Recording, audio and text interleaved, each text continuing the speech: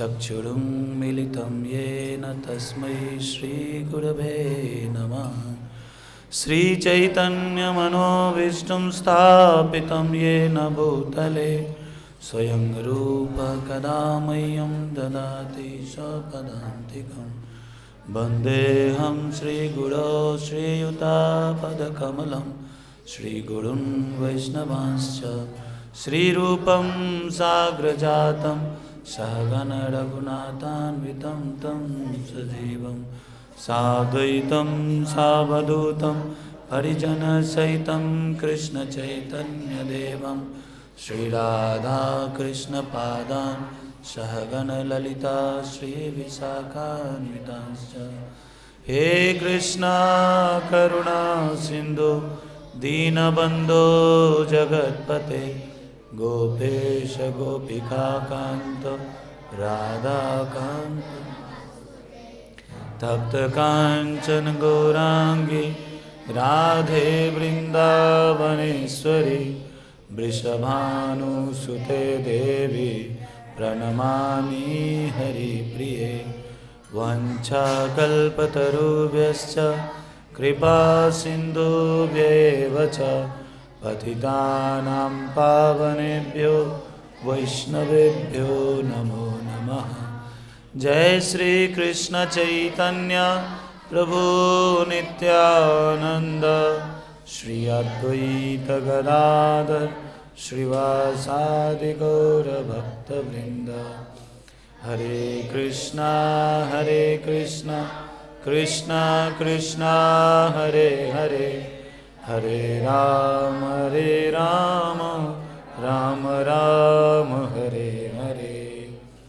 नमो विष्णुपादाय कृष्णपृष्ठाय भूतले श्रीमते भक्तिवेदांत स्वामिनिति नामिने। नमस्ते सरस्वती देवे गौरवाणी प्रचारिणे निर्विशेष शून्यवादी पाश्चात्य देशतारिणे।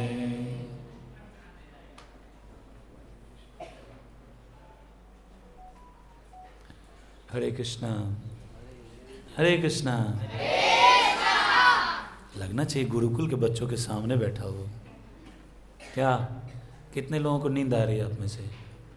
ईमानदारी से सब एक दूसरे को देख रहे हैं, खुद को देख लो। तो मैं हृदय से आभार प्रकट करता हूँ श्रीमान रुक्मिणी जीवन प्रभु जी का। मुझे मौका देते रहते हैं आप लोगों का संग प्राप्त करने का, विशेष रूप से ये नया गुरुकुल बिल्डिंग में, गुरुकुल में मुझे तो याद भी नहीं, मैं तो भूल गया था। प्रभु जी फॉलोअप किए थे 3 दिन पहले तक, आना है वहाँ मैं आ रहा हूँ, लेकिन भूल गया था।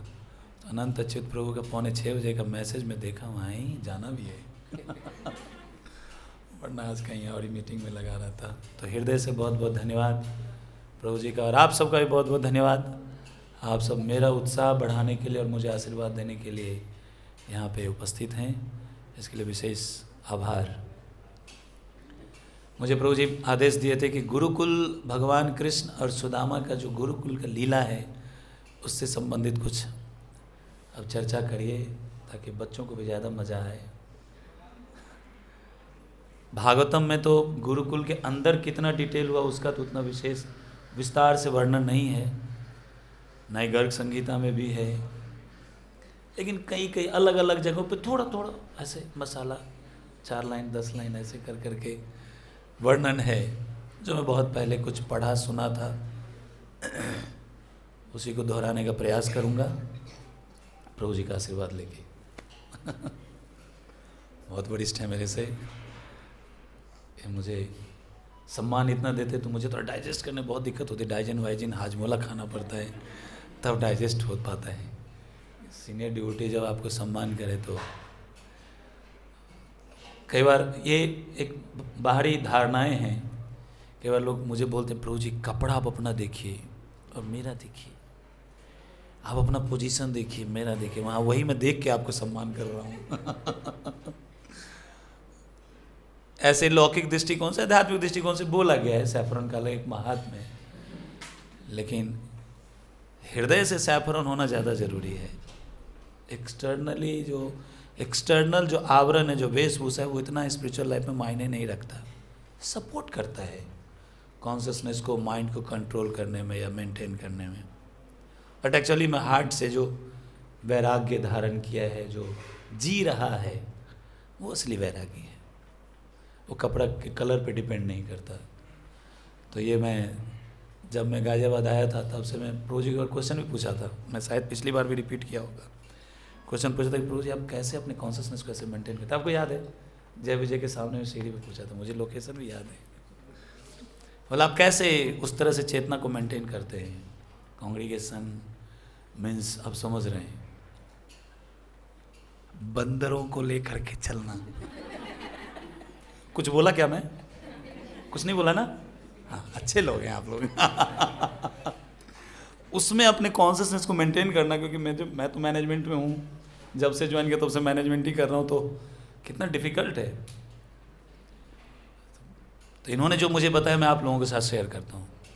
बोले जस्ट प्रभु मैं याद रखता हूँ कि मेरी अपनी स्थिति क्या है, और खुद ही अनर्थ से ग्रसित हैं, तो अपने अनर्थों को देखता हूँ और प्रजल्प से दूर रहने का प्रयास करता हूँ। बस इतना ही बोले। प्रयास रहता है कि प्रजल्प से दूर रहे, अपने अनर्थों को देखता हूँ, कमियों को देखता हूँ, और ज़्यादा से ज़्यादा सेवा में लगा रहता हूँ। ऐसे तो नॉर्मल लग रहा है ना सुनने में, हाँ ठीक है, बहुत डीप है ये। यही क्रक्स है। यदि आप प्रजल्प से दूर हो गए और अपनी कमियों को देखने लगे, तो ये एडवांसमेंट है। यदि एक साधक को अपनी कमियां दिखनी शुरू हो जाए, that means he is advancing in Krishna consciousness. और अभ्यर्थ कालत्वम के स्टेज पे पहुंचने का जो प्रयास करता है, अभ्यर्थ कालत्वम मीन्स जो एक क्षण भी कृष्ण के बिना ना जिए, मीन्स सेवा में या कृष्ण कथा में या जप में, जो भी है कृष्ण से संबंधित चीज़ों में जो लगा हुआ है, वो अभ्यर्थ कालत्वम में। जैसे गुरु महाराज का आपने वीडियो देखा होगा, नींद में भी क्या कर रहे थे? डीटी वर्शिप कर रहे थे। प्योर अभ्यर्थ कालत्वम, जिसको रूप गोस्वामी पाद बहुत इम्फोसाइज करते हैं कि एक साधक को इस स्टेज पे पहुंचना चाहिए, प्रयास भी करना चाहिए कि एक क्षण कृष्ण के बिना चला गया, मीन्स बहुत बड़ा लॉस हो गया, पूरा दिन खराब हो गया। यदि एक क्षण भी, एक एक क्षण यदि कृष्ण के साथ हम बिता रहे, तो बहुत बड़ा गेन हो रहा है, उपलब्धि हो रही है। So this is how he is maintaining his consciousness. आप आशीर्वाद दीजिए। मैं तो महाबंदर लंगूर हूँ मैं, जिसको देख के बंदर भी भाग जाते हैं, इतना बदमाश। ताकि मैं भी अपने कॉन्शियसनेस को मेंटेन कर सकूं। तो गुरुकुल का फेमस श्लोक भागवतम में वर्णन आता है कि ब्रह्मचारी गुरुकुले वसंदांतो गुरुर हितम आचरण दास व नीच। यहाँ पे ज़्यादा जोड़ मार रहे हैं। तो गुरुकुल में कौन रहता है? बच्चा पार्टी। गुरुकुल में कौन रहता है? बाय डिफॉल्ट वो ब्रह्मचारी है, या गुरु का जो आश्रम है वो गुरुकुल कहलाता है। तो वहाँ पे यदि कोई भक्त रहता है तो किस लिए रहेगा? किस लिए रहेगा? उसका एकमात्र उद्देश्य गुरुर हितम। तो गुरु का हित हम कैसे करेंगे? तो कहने का तात्पर्य यहाँ पे यह है कि उनके इच्छानुसार जो जीवन को जीता है, जिस आश्रम में, वो गुरुकुल कहलाता है, या फिर वो रहने वाला व्यक्ति क्या कहलाता है? ब्रह्मचारी कहलाता है। समझ में आ रहा है बच्चा पार्टी सब? जो सोएगा उससे क्वेश्चन पूछूंगा। हाँ, आंखें खुल गई एक की तो टक। जो नहीं सोएंगे उसके लिए स्पेशल मिठाई है, बन रहा है किचन में, मेरे खुशबू आ गई। हाँ राजभोग, देखो आप मिले थे नवद्वीप में, मायापुर में, खो गए थे, ये यहाँ आ गया। हाँ है ना, गुड। मैं सोचू कहाँ देखा, भी याद आया। एक्चुअली इनके मम्मी पापा इनको छोड़ के भाग गए थे। मम्मी पापा यहाँ है, यहाँ नहीं है, चले गए। अच्छा, जाना भी मत। इनको एक भक्त पकड़े, वो मुझे बोला प्रभु जी अपने मम्मी पापा से बिछोड़ के, बच्चा है स्वाभाविक, तो डरा डरा सा, कोई बात नहीं चलो। भक्त इसके पापा को कॉल किए, बोले प्रभु जी इसको हम अपने साथ आश्रम में ले जाएं? बोले ले जाइए। फाइनली आश्रम में ही आ गया। याद है आपको? मैं फिर साथ में ले जाके हम लोग इनके माता पिता से मिलाए, और इतना चालाक है ये, मम्मी पापा से मिला तो हमें मिलने भी नहीं आया कि हम पहुंच गए ठिकाने पे, खुद ही आ गए। गुड, हरी बोल बजाओ, हरी बोल तो बोलो सब। तो गुरुकुल का लाइफ जो है वो बहुत ही सुंदर लाइफ है। हम अपने यदि पूरे मानव जीवन का फाउंडेशन स्ट्रांग करना चाहते हैं, बेस यदि स्ट्रांग करना चाहते हैं, तो गुरुकुल उसके लिए बेस्ट ऑप्शन है। वो चाहे आप मटेरियल लाइफ में आगे बढ़ना चाहते हैं या स्पिरिचुअल लाइफ में आगे बढ़ना चाहते हैं, किसी भी लाइफ में यदि आप आगे बढ़ना चाहते हैं तो उसका एक फाउंडेशन है, वो है स्पिरिचुअलिटी। और उस स्पिरिचुअलिटी का जो फाउंडेशन है वो है गुरुकुल, जहाँ पे नींव रखा जाता है मानव जीवन का। भक्त अभक्त या सही, ये तो बात की बात है। मानव जीवन का यदि फाउंडेशन यदि शुरू होता है या नींव रखा जाता है तो गुरुकुल में रखा जाता है। और वो नींव हमारे जीवन में कहाँ पे रखा जाता है? हमारी चेतना में, हमारी बुद्धि में, हमारे मन में, हमारे विचार में, हमारे इंद्रियों में, हमारे स्वभाव में, हमारे व्यवहार में, हमारे कार्यकलाप में क्या रखा जाता है? नींव। किसका? फाउंडेशन रखा जाता है। किसका? मानव जीवन का। स्पिरिचुअलिटी तो बात की बात है, मानव जीवन का। पहले तो हम इंसान तो बन जाएं। बोले ये क्या बोल रहे हैं ये? प्रभुपाद जी यही तो चीख चीख के बोल रहे हैं। सही बोल रहे प्रभु जी, we are not this body, we are soul. क्यों बार बार बोल रहे हैं? हम मानने को तैयार नहीं है कि हम आत्मा हैं। यही तो ये जो फाउंडेशन है, इसकी जो ये फाउंडेशन, जहाँ पे उसको शिलान्यास बोलिए या भूमि पूजन बोलिए, जो भी बोलिए, मानव जीवन का वो गुरुकुल से होता है। तो आप सारे बच्चा पार्टी, कुछ तो माताएं भी है ना यहाँ पे गुरुकुल में, इसी बिल्डिंग में है ना, वो दूसरा सेक्शन है उसका। अच्छा, उनका वो बोर्डिंग नहीं है, हॉस्टल नहीं सिस्टम। अच्छा, तो आप जितने भी बच्चा पार्टी इस गुरुकुल में हैं अत्यंत भाग्यशाली हैं। उसमें भी गौरांग गुरुकुल। जिस गौरांग को, निमाई को हराना मुश्किल ही नहीं, नामुमकिन था। हर मामले में जब वो अपनी विद्या आरंभ लीला शुरू किए तो उनको देख करके सब ये, इतना विद्वान है ये, काश ये भक्त बन जाता। तो निमाई बोलते थे मन में, जिस दिन भक्त बनूंगा उस दिन भी तुम यही बोलोगे, काश इसका संग मिल जाता। अभी मेरे संग से भागना चाहते हो, क्योंकि किसी को पकड़ लेते थे, क्वेश्चन पूछते थे, उसका आंसर वो देता था, सही आंसर तो काट दो, गलत है, गलत बोल रहे हो। उसको अपना आंसर देते थे, बोलते ये सही है, फिर देखते उसका मुंह लटक गया तो फिर उसी के आंसर को प्रूव कर दे तुम सही बोल रहे थे। समझ आया? जिसको गलत बोले उसी को बाद में सही बता देते थे गौरांग महाप्रभु। तो ऐसे आप लोगों को एक्सपर्ट बनना पड़ेगा शास्त्रों में भी, ताकि हम लोग बैठ के ऐसे सुनेंगे, तब तो बूढ़े हो जाएंगे, आप लोग बड़े हो जाएंगे तो। बहुत बढ़िया प्रभु, बहुत बढ़िया है कि नहीं? हम लोग अब बुढ़ापे के दहलीज की तरफ खड़े हो चुके हैं। तो आप लोगों को हर चीज़ में एक्सपर्ट बनना पड़ेगा। तो कृष्णा जब कंस का उद्धार कर दिए, उद्धार करना तो अच्छा नहीं लगता मुझे, वध कर दिए, उसका जब वध कर दिए और मथुरा को राक्षस या असुर से स्वतंत्र कर दिए, सबको सही सुख आनंद जब प्राप्त होने लगा, उसके बाद भगवान सोचे अब कुछ विशेष लीला करनी चाहिए। अब इनका भगवान कृष्ण का ऐश्वर्य रूप को देख करके, लीला का दर्शन करने के बाद माता देव की, अब वसुदेव जी दोनों ही सोचे, अरे मेरा पुत्र तो भगवान है। एक बार देखे थे, कब देखे थे?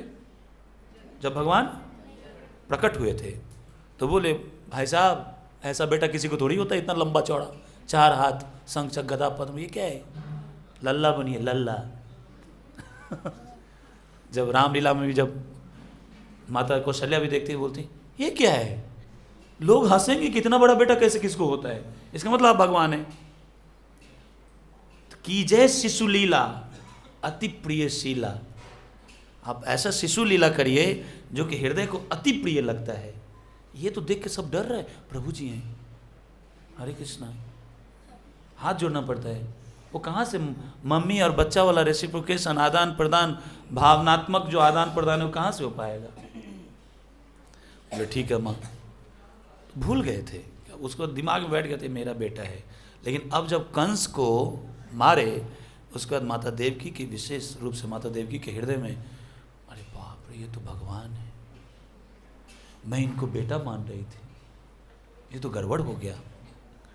भगवान समझ गए, बलराम जी को इशारा किया कि दाऊ ये तो हम जिस पर्पस के लिए आए थे, जिस रस का लेने के लिए, वो तो गड़बड़ हो गया, क्या करना है, थोड़ा हमें कुछ और लीला करनी है। अभी यशोदा मैया नंद बाबा को तो हमने रस दे दिया, किसका, वो वात्सल्य रस का स्वादन कर पाए, ये वंचित रह गए, थोड़ा इनको भी कुछ कराना चाहिए। तुरंत उन्होंने अपनी माया शक्ति को आदेश दिए, जैसे आदेश दिए माता देवकी और वसुदेव जी कहते, अरे मेरा लल्ला, वो जो ऐश्वर्य का जो दर्शन कर पा रहे थे वो लोग, वो हट के तुरंत, ये मेरा बेटा है जिसका अभी यज्ञोपवीत संस्कार भी नहीं हुआ है। क्षत्रिय में भी यज्ञोपवीत संस्कार होते हैं, ब्राह्मण क्षत्रिय दोनों में यज्ञोपवीत संस्कार होते हैं, बाकियों में भी करते हैं, शादी से पहले धागा पहनाते हैं, बोलते जनेऊ हो गया। तो उपनयन संस्कार इसको बोलते हैं, जो 16 प्रकार के संस्कार बताया गया शास्त्रों में। 16 सही बोला, 16, उसमें से प्रमुख 10 है, तो उसमें से भी एक उपनयन संस्कार है। तो जैसे भावनाएं, तुरंत उपनयन संस्कार कराया गया। जैसे उपनयन संस्कार हुआ, तुरंत भगवान बोलते हैं मुझे पढ़ना है। मैं तो बचपन से लेकर अभी तक करीबन 11 वर्ष के थे जब कंस को मारे, 12 वर्ष करीबन होने जा रहा है। बोले 12 साल से तो मैं तो गाय ही चरा रहा था। देखो कितनी सारी गाय है यहाँ पे यमुना किनारे। ये उत्तराखंड का एक जगह मुझे याद आ रहा है इसको देख के। इस जगह पर जा चुका हूँ, एग्जैक्टली लोकेशन याद नहीं है, सेम ऐसा ही व्यू था, जैसे मंदिर जैसा बना हुआ, मुझे याद आ रहा है कुछ। तो बोले मैं तो बचपन से ही गाय चराता आ रहा था, कुछ पढ़ा नहीं। कौन बोल रहे हैं? भगवान बोल रहे हैं। क्या बोल रहे हैं? गाय चरा, कुछ पढ़ा नहीं। मतलब पढ़ना कितना इंपॉर्टेंट है, नहीं ये नहीं कि बाबा जी बनना है तो पढ़ना नहीं है। पढ़ना तो पड़ेगा, हरी हरी बस इतना पढ़ना है कि बस पढ़ लेना है, समझ आ रहा है? इतना तो जरूर पढ़ना है कि शास्त्र हम पढ़ सके। गौर प्रेमानंदे आवाज आ रही है पीछे?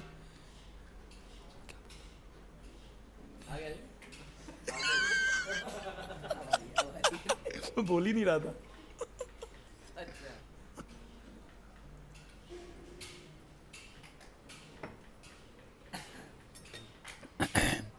हरे कृष्णा। तो गुरुकुल में भगवान जाने का इच्छा प्रकट करते हैं। आवाज आ रही है अभी? ठीक है, इससे ज्यादा जोर से बोलूंगा तो लगेगा गुस्सा हो गया। भगवान अपनी इच्छा प्रकट करते हैं माता देवकी के सामने में, पिता वसुदेव के सामने में, कि मैं गुरुकुल जाना चाहता हूँ, वहाँ जाकर के गुरु की सेवा करना चाहता हूँ, कुछ अध्ययन करना चाहता हूँ। माता देवकी बोलती हाँ बच्चा बड़ा हो गया, कुछ तो पढ़ लिख लेगा, नहीं तो मूर्ख से शादी कौन करेगा। माँ के मन में पहला विचार, यदि कुछ बाप पिताजी ये सोचते हैं कि पढ़ लिख लेगा तो कुछ कमाएगा दमाएगा तो जीवन कैसे चलेगा। अब मम्मी क्या सोचती है, शादी कौन करेगा इस अंगूठे छाप से। हाँ समझ रहे हैं, अंगूठा छाप बनना है नहीं। बोले शादी कौन का। माँ का इमोशन अलग होता है, पापा का इमोशन अलग होता है। बोले ठीक है, गुरुकुल गए। गुरुकुल में जब गए तो वहाँ पे जो जिस भाव को लेकर के भगवान जाते हैं, भागवतम के 10वें स्कंद के 45वें अध्याय में एक वर्णन आता है जिसमें बताते हैं कि आचार्य प्रियम दत्वा स्वशक्त्या गुरुदक्षिणां गुरो प्रसादात् परां सिद्धिं विन्दते मानवः। कि यदि कोई व्यक्ति अपने जीवन में परम सिद्धि को प्राप्त करना चाहता है, परम सिद्धि क्या है? हाथ लाइए। केला, अमरूद, अच्छा इधर राजभोग, राजभोग बोल रहे थे ना आप, मिल गया। ये परम सिद्धि है, सही बोल रहा हूं? तो क्या है परम सिद्धि? क्या है? सेवा, भक्ति, प्रेम, क्या बोल रहे हैं? सब मिक्स हो रहा है। क्या है? प्रेम भाव से भगवान की सेवा। प्रेम भाव से भगवान की सेवा परम सिद्धि है। सब वो चालाक लड़का है ये पक्का कथावाचक बनेगा। भगवान भगवत गीता के 16वें अध्याय में बताते हैं ना कि परम सिद्धि प्राप्त होता है। भगवान परम सिद्धि को बोलते हैं कि मैं उसको प्राप्त हो जाता हूं। हरि बोल। जिसको भगवान प्राप्त हो जाए, भगवान प्राप्त होने का मतलब क्या है? हाँ, को पुसु पुसु पुसु पुसु चश्मिश, म्यूजिशियन, एक्सपर्ट, म्यूजिक एक्सपर्ट। भगवान प्राप्त होने का मतलब क्या है? क्या समझे हम? भगवान आ गए सामने में, दर्शन दे दिए, बोल रहे हैं आचार्य हमारे गौड़ी वैष्णव फिलॉसफी के अनुसार, बाहर वाले की नहीं। क्या है, कौन बताएंगे? सेवा, प्रेम।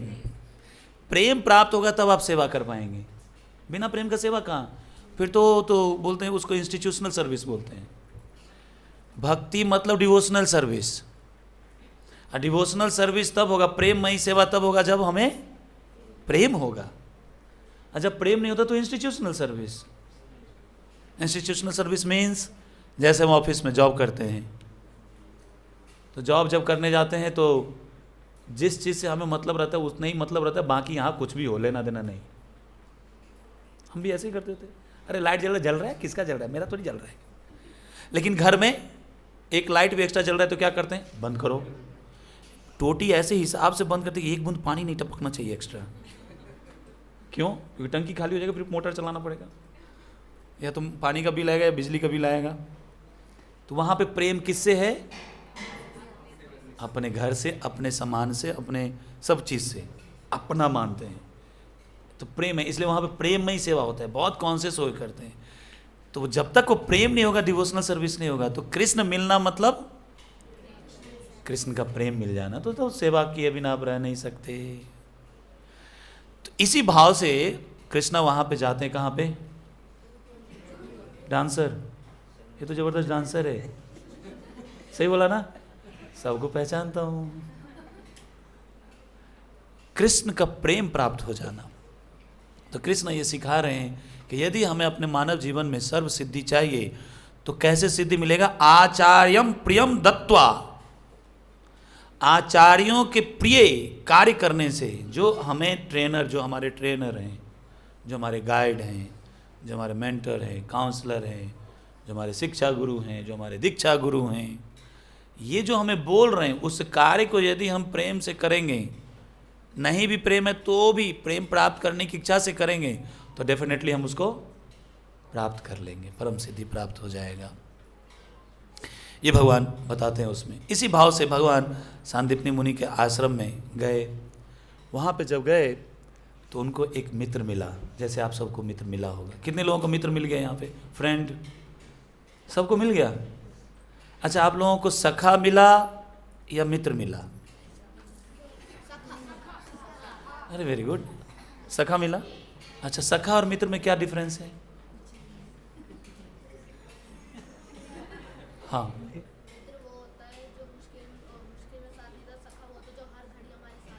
हरी बोल, ताली बजाओ।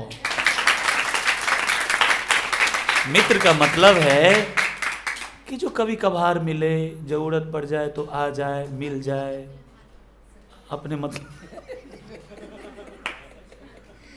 ये बता रहा हूं, ये खतरनाक कथावाचक प्रीचर बनेगा ये।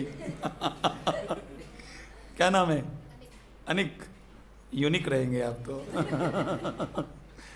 मित्र का मतलब है जो कभी कभार मिलता है, जरूरत पड़ने पे भी आता है। लेकिन हमारे अनेक प्रभु बता रहे हैं कि जरूरत पड़ने पे आता है, मतलब अपनी जरूरत के लिए आता है ना। ये भौतिक मित्र है। सखा का मतलब क्या है?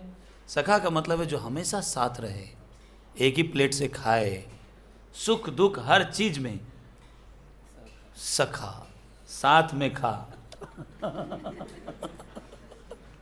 सखा। तो भगवान कृष्ण को एक सखा मिले, हालांकि उनके सारे सखा ही थे, कोई उनका मित्र नहीं था ब्रज में। अब गुरुकुल में भी आए तो उनका कोई मित्र नहीं बना। कौन बना? सखा बना। कौन बने? श्री सुदामा जी। सुदामा जी से मिले, माता गुरु माँ जो थी उन्होंने आदेश दिया कि आप दोनों साथ में ही रहते थे, कि आप लोग साथ में रहो। सुदामा गरीब फैमिली से थे, इतना गरीब नहीं थे जितना उसमें दिखाया जाता है सीरियल में, एकदम कंकाल, क्या बोलेंगे उसको, एकदम कंगाल की तरह, दरिद्र ब्राह्मण। दरिद्र सब बड़ा खतरनाक है। गरीब थे सुदामा, दरिद्र नहीं थे। दरिद्र मतलब जिसका भाग्य भी खराब है।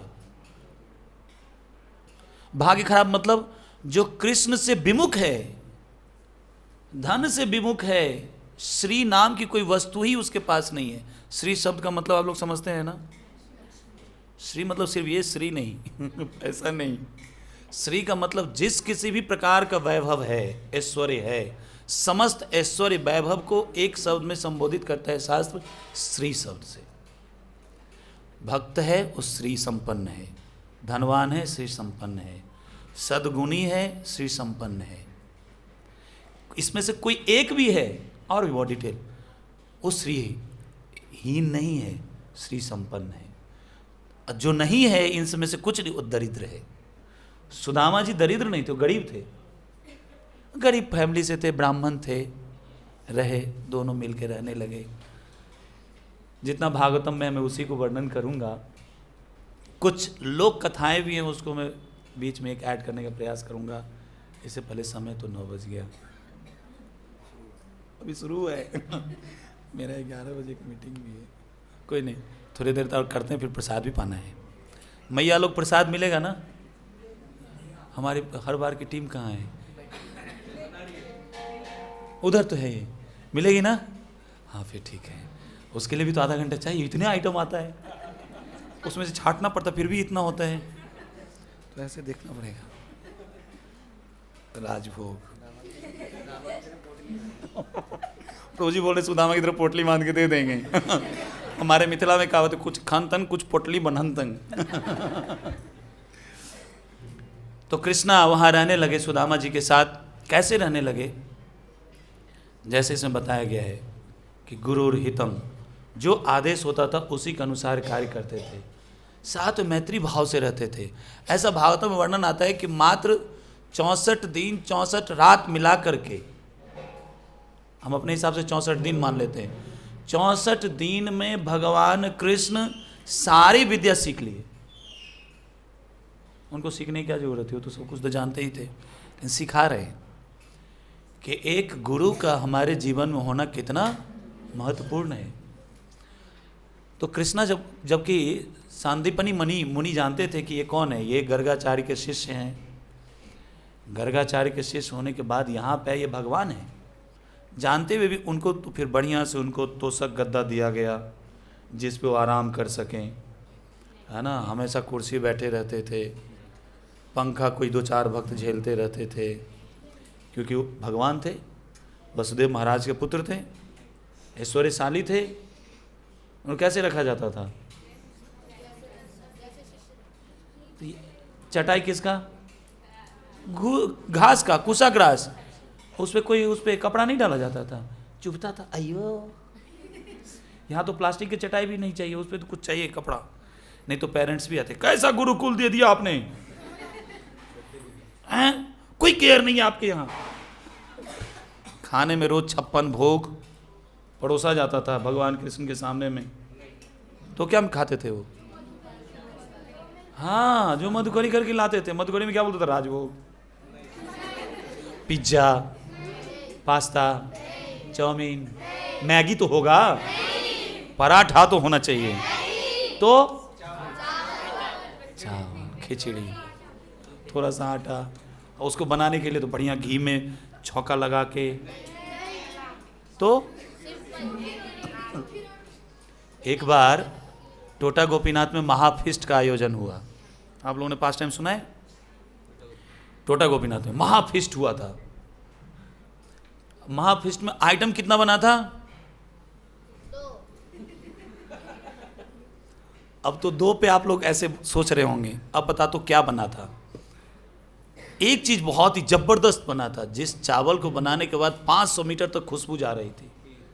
नित्यानंदपुर चावल लेके आए थे, चावल बढ़िया चावल लेकर के आए, एक कट्टा, एक बोरी, और रंगीन कपड़ा कुछ लेकर के आए विशेष। महाप्रभु को दिए, महाप्रभु बोले गदाधर को दे दो, वो जाकर गोपीनाथ की सेवा लगाएगा। गदाधर पंडित बोले ठीक, आज फीस्ट बनेगा। स्टोरी याद आया? नहीं याद आया? तो गदाधर पंडित बोले ठीक है, भगवान को वो रंगीन कपड़ा पर चढ़ाए गोपीनाथ को, उसके बाद फीस्ट बनाना शुरू किए। नित्यानंद प्रभु को निमंत्रण दिए, आइए। नित्यानंद प्रभु आए भागते हुए, फीस्ट बनाए। चावल की खुशबू चारों तरफ महमहा रही थी, सच में चावल बहुत ही दिव्य था। तो उसके साथ व्यंजन कौन सा था? चावल के साथ क्या होना चाहिए? दाल होना चाहिए ना, छोले कुछ, राजमा पनीर, दूध, क्या दूध, शाही पनीर। देखो अब टेस्ट आ रहा है बाहर। अब बता रहा हूँ, देखो क्या फेस्ट बना था। करी, चटनी चाहिए, बना था। इसके लिए ताली बजाओ। अब वो किसने सुनाया? पापा, प्रभु जी, कौन सुनाया? अरे याद कैसे है? यही तो सोचना है। आप वो कहीं सुने थे? कैसे पता चटनी बनी थी? पता नहीं। प्रभुपाद की वाणी सत्य हो रही है कि हमारे इस मोमेंट में जो भी बच्चा आ रहा है, सब पिछले जन्म का एडवांस डिवोटी रह चुका है।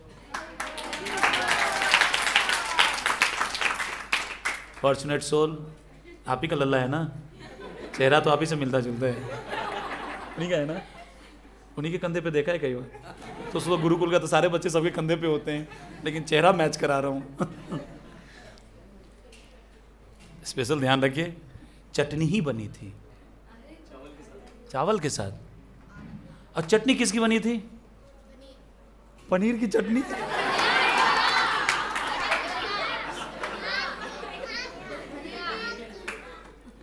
ये आप लोगों के समझ से परे होगा। नीम के पत्ते और इमली का पत्ता, नीम का पत्ता और इमली का पत्ता मिला करके चटनी बनाया गया था। बंगाली कौन है यहाँ पे? सही बोला? स्पेशल नहीं, माता जी लोग जल्दी सही बताएंगे, प्रभु जी लोग तो खाने में लगे रहते हैं। हाँ, एक और माता जी ने जो हमारे, हाँ, मोने पोचे आज के कोड़ेचन बानिয়েছেন पोर्स, अरे आज के बनावर छिलो ना, हम ही एसছিলাম। देखा हमारा हो रहा है, सेटिंग हो रहा है चटनी खाने का। इसी प्रकार का फीस्ट रोज होता था गुरुकुल में कृष्णा के साथ। जानते हो उस फीस्ट को पाने के लिए फिर कौन आए थे? महाप्रभु को पता चला कि अरे वहां फीस्ट हो रहा है, भाग के आए। गदाधर पंडित बोलते नहीं महाप्रभु, ये आपके खाद्य नहीं है, आपके खाने योग्य नहीं है। बोले तुम दोनों अकेले मार रहे हो? बोले अकेले कहा, 2 हैं। बोले फिर भी तुम दोनों ही मार रहे हो, मुझे नहीं बुलाए। सोच रहे ज्यादा तो बनाया भी नहीं था, तो दोनों का अपना अपना जो हिस्सा था उसमें से फिर आधा आधा करके 3 बनाया गया। तीनों महाप्रभु बैठ करके बासमती चावल और इमली नीम के पत्ता वाला चटनी के साथ फीस्ट पा रहे हैं। हरि बोल।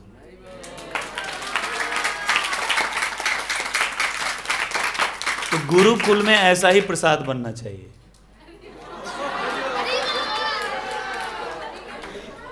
एक महीने बाद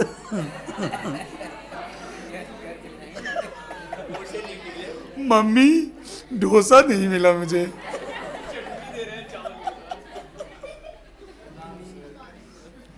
गुरुकुल में रहते थे, फिर बहुत ही मैत्री भाव से रहते थे सबके साथ, सबको सखा बना लिए थे। उसमें जो प्रधान सखा भगवान का बना वो कौन बने? सुदामा जी बने।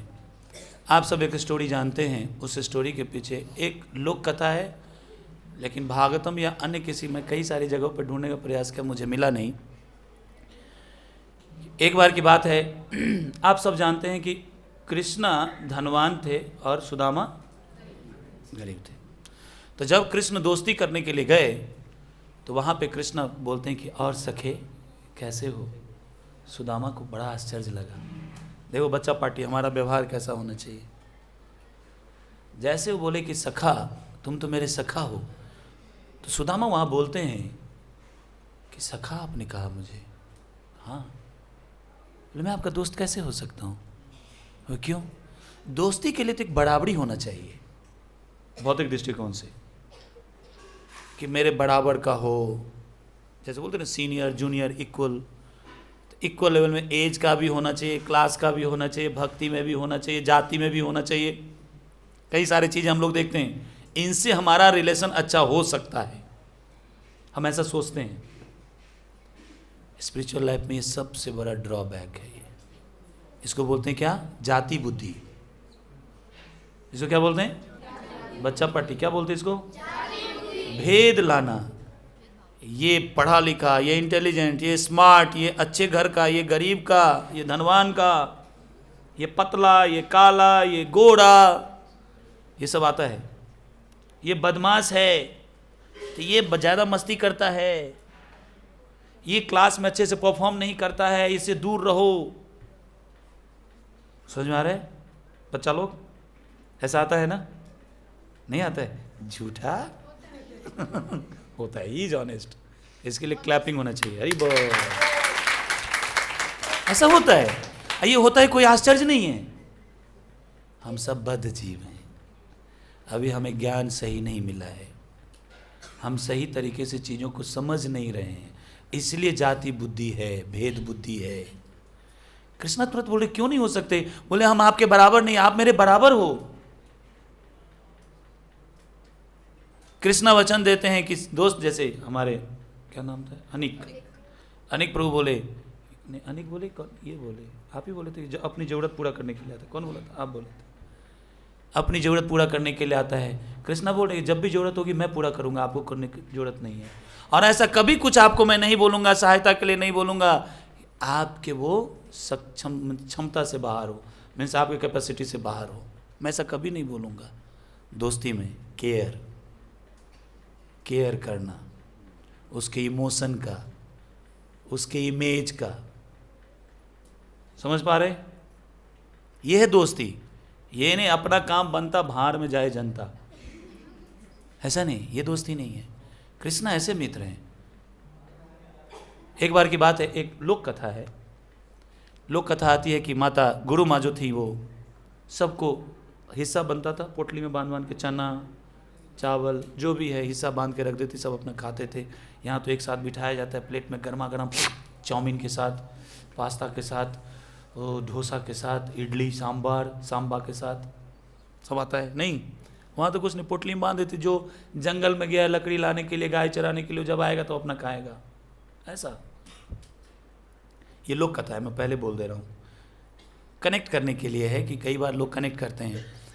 बताते क्यों सुदामा गरीब रह गए और कृष्ण धनी हो गए, और जब बाद में सुदामा धनवान बन गए, उसको कनेक्ट करने के लिए कुछ एक लोक कथा है, इंटरेस्टिंग है, इसलिए मैं शेयर करता हूँ। एक बार दुर्वासा मुनि वहाँ पे आए।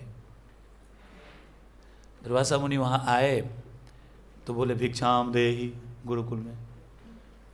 तो गुरु माँ आई बाहर, माता बताती हैं कि महाराज आज माफ़ करिए, कुछ बचा नहीं, जो भी भिक्षाटन में आया था बच्चों को दे दिए, जल सेवा कर सकती हूँ, इससे आगे कुछ नहीं हो सकता। तो दुर्वासा मुनि सोचे ऐसा कैसे हो सकता है, गुरुकुल में कुछ खाने को नहीं हो, इतने सारे बच्चे हैं यहाँ पे, अब जैसे मैं यहाँ आया हूँ मुझे प्रसाद नहीं मिले तो आश्चर्य है ना। तो दुर्वासा मुनि गुरुकुल से थोड़ा दूर गए और अपने दिव्य दृष्टि से देखे, उनको 2 पोटली दिखाई दिया। 2 चने की पोटली बांध के गुरु माँ रखी हुई थी कि कृष्ण और सुदामा अभी आए नहीं है जंगल से लकड़ी लेकर के, वो गए थे यज्ञ करने के लिए, लकड़ी लाने के लिए, हवन सामग्री। आने में देर हो गया तो 2 पोटली उनके लिए रखा हुआ है। तो दुर्वासा मुनि वहाँ से श्राप देते हैं कि हे माते, आपने मेरे साथ छल किया, आप अपने आश्रम में 2 पोटली चना बांध के रखी हो और मुझे मना कर दी कि मेरे पास कुछ नहीं है। वो माता किस लिए रखी थी? गुरु माँ बोला गया है। जितने भी माताएं, ऑफ कोर्स आप सब उसी भावनाएं से यहाँ रहती होंगी, करती होंगी सेवा। हर एक बच्चा को अपना संतान मानती है, मेरा औलाद है, मेरा जन्म दिया हुआ। ऐसे इतना स्ट्रांग वात्सल्यता होनी चाहिए माताओं के हृदय में। जो गुरुकुल में सेवा कर रहे वो भी, जो बाहर सेवा कर रहे उनके लिए भी, माताओं का हृदय, माँ शब्द ही इसी के लिए है कि हर एक जीव के लिए प्रगाढ़ वात्सल्यता हो, स्नेह, ममत्व, अपनत्व होना चाहिए। गुरु माता अपने 2 बच्चों के लिए रखी थी। ये तो बड़े हैं, बूढ़े हैं, पानी पी के भी रह लेंगे, वो छोटा बच्चा मेरा कैसे रहेगा? वहां से श्राप देते हैं दुर्वासा मुनि कि जो भी उस दोनों पोटली को खाएगा वो उसको कभी वो धन का मुंह नहीं देखेगा।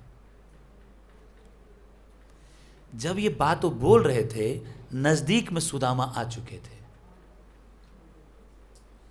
वो सुन लिए, चुप हो गए। सुदामा कुछ नहीं बोले, चुपचाप आए, उस कुटिया में घुसे जहां रखा था उनके लिए चना। सबसे पहले 1 पोटली खा लिए, दूसरा पोटली जो कृष्ण का था, मतलब 1 खाए तो 1 कृष्ण के लिए बचेगा बाय डिफॉल्ट, उसको रख लिए। आने के बाद फिर अचानक से बोला गया कि चलो जाओ, फिर से जंगल में आपको सामग्री लेने के लिए जाना है। दोनों गए, दोनों साथ में गए। दोनों की मित्रता बहुत घनिष्ठ थी। बलराम जी साथ में नहीं गए, कृष्ण और सुदामा साथ में गए। वहाँ जब गए तो सुदामा के दिमाग में चल रहा है कि 1 तो मैं खा लिया, कृष्ण के जीवन में ऐसा कभी ना हो कि वो धन का मुंह ना देखे। तो भगवान रूप में नहीं देख रहे, सखा, मानव लीला।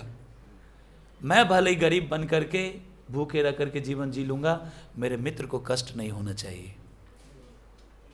इसको बोलते हैं दोस्ती, इसको बोलते हैं सखा, ये है मित्रता। आप बच्चा पार्टी इसको समझिए। झगड़ा मत करना आपस में, कभी झगड़ा होने का चांस बनेगा, हमेशा ही बनेगा, क्योंकि एज भी यही है झगड़ने का।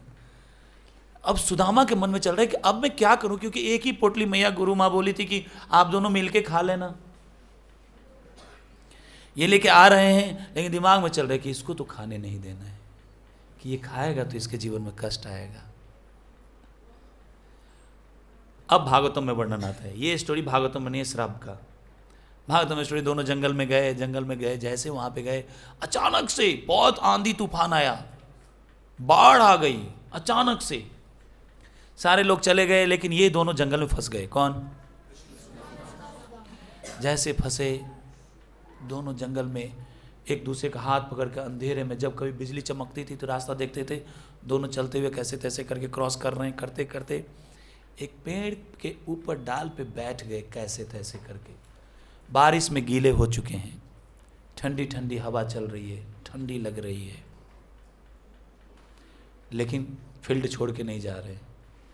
जाना है तो गुरु का आदेश है कि सामग्री लेकर के आना है, समाधि में लकड़ी लेकर के जाना है। मैं खाली हाथ नहीं जाऊंगा, लकड़ी लेके जाऊंगा। ये एटीट्यूड कृष्णा सिखा रहे हैं। गुरु की सेवा कैसे होती है, जैसे बता रहे हैं ना कि आचार्य के प्रिय, आचार्य का प्रिय बनना कैसे बनेंगे हम? अपने सुख सुविधा के अनुसार सेवा करके, तो उनकी सुख सुविधा, अपना सर्वस्व निछावर करना पड़ता है। कृष्णा ये सिखा रहे हैं। कैसी भी परिस्थिति हो, जो आदेश मिला है वो सेवा से रिलेटेड या साधना से रिलेटेड, उसमें जरा सा भी ढीलापन नहीं होना चाहिए। पूर्ण शरणागति, समर्पण, तैनात होकर के ईमानदारी से, डेडिकेशन के साथ उस सेवा को करना, चाहे बदले में कुछ भी हो जाए। कांप रहे ठंडी में, रात हो गई, गुरुकुल में अभी तक दोनों बालक आए नहीं। सांदीपनि मुनि और गुरु माँ जो थी, इन दोनों को बहुत चिंता हो रही है, मेरा दोनों बच्चा कहाँ है। ये दोनों तो मज़े में, अपना आराम से, मज़े मतलब सेवा में हूँ तो मज़े में है। जब हम इस भाव से हो जाते हैं कि मुझे सेवा करनी है किसी भी हालत में, कितना भी चैलेंज है, अब मस्त रहेंगे। जब सेवा को वरदान के रूप में, कृपा के रूप में हम समझने लगते हैं तो चैलेंज भले कितना भी आए वो परेशान नहीं करता, फ्रस्ट्रेट नहीं करता है।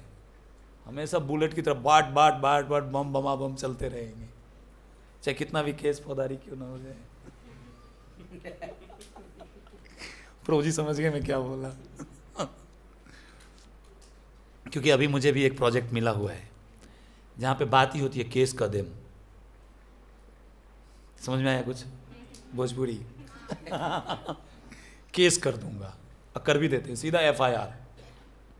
पुलिस ढूंढती है चश्मा लगा के, कहाँ है, बाद में तहकीकात होगी, पहले इसको पकड़ो। नहीं ठीक है, वो अपना काम कर रहे हैं, हम अपना काम कर रहे हैं, आदेश मिला है तो छोड़ेंगे थोड़ी ना। तो कृष्णा दोनों जंगल में रहे। अब इधर भूख लगी तो सुदामा तो तरतरातर मारने लगे, यही मौका है। भूख तो लग गई थी, ब्राह्मण आदमी को ऐसे भी जल्दी ज़्यादा भूख लगता है, नाखून मुंह में मतलब झूठा हो जाता है। तो खाने लगे, कृष्णा बोले दे मेरे को भी दे, बोले नहीं है, बोले आवाज आ रही है, बोले ठंड से दांत कटकट आ रहे हैं। खा रहे थे चना। सुदामा क्या ऐसे स्वभाव के थे जो कृष्णा को नहीं देते, लेकिन नहीं दे रहे हैं। क्यों नहीं दे रहे हैं? समझने की बात है ये। सुदामा वहां खा लेते, कृष्णा हंसते रहते। कृष्णा को पता चल जाता है कि दाल में कुछ काला है।